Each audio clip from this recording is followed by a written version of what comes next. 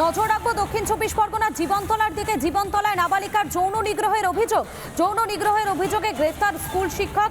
ক্লাসরুমের ভেতরে ছাত্রীকে যৌন নির্যাতনের অভিযোগ। শিক্ষকের বিরুদ্ধে থানায় অভিযোগ দায়ের। আজ ধৃতকে পেশ করা হবে আলিপুর আদালতে।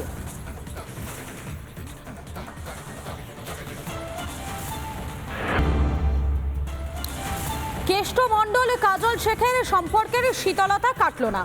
কোনো একনায়কতন্ত্র নয়, সব সিদ্ধান্ত কোর কমিটিরই। কোর কমিটির বৈঠকে শেষে জানিয়ে দিলেন কাজল শেখ। কোর কমিটিতে পরামর্শ দিতে অন্তর্ভুক্তি অনুব্রত মণ্ডলের। তাহলে ডানা ছাটা শুরু হলো কি কেষ্ট মণ্ডলের?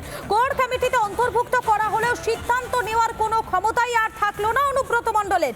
দলীয় বৈঠকে মুখোমুখি হলেও কেষ্ট কাজলের সম্পর্কের শীতলতা থেকেই গেল। কোর কমিটি মিটিং পুরো বীরভূম ডিস্ট্রিক্ট নিয়ে আলোচনা হয়েছে। বীরভূম জেলার 167 গ্রাম পঞ্চায়েত ধরে ধরে আলোচনা হয়েছে। আগামী যে 26-এ নির্বাচন আসছে, সেই নির্বাচনে আমরা সকলে সংঘবদ্ধভাবে একত্রিতভাবে ইউনাইটেডভাবে কাজ করব।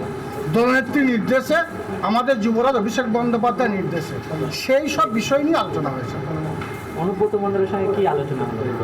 আমরা সবাই মিলে একসঙ্গে আলোচনা করেছি।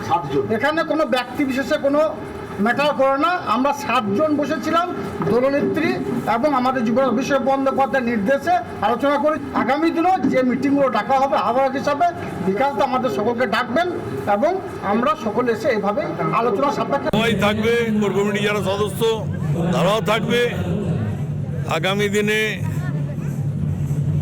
জেলায় সংগঠনকে মজবুত করার জন্যে কর্মসূচি গ্রহণ করা হবে। এজেন্ডা যে সব এজেন্ডা তো সবার সামনে বলা সম্ভব নয়। কিছু কিছু আমাদের দলীয় ব্যাপার, এগুলো আমাদের কিছু কিছু ক্ষেত্রে আমাদেরকে সিদ্ধান্ত নিতে হয়। আমরা কতটা শক্তিশালী আছি, কতটা কোন জায়গায় দুর্বল আছে, সেসব ব্যাপার আলোচনা হবে। আমরা পুজো টুজো গেল প্রায় মাসাদিকাল, যার জন্যে উৎসবের মধ্যে ছিলাম। উৎসব শেষ হয়েছে, এবার আবার সংগঠনে ঝাঁপিয়ে পড়ছি আমরা।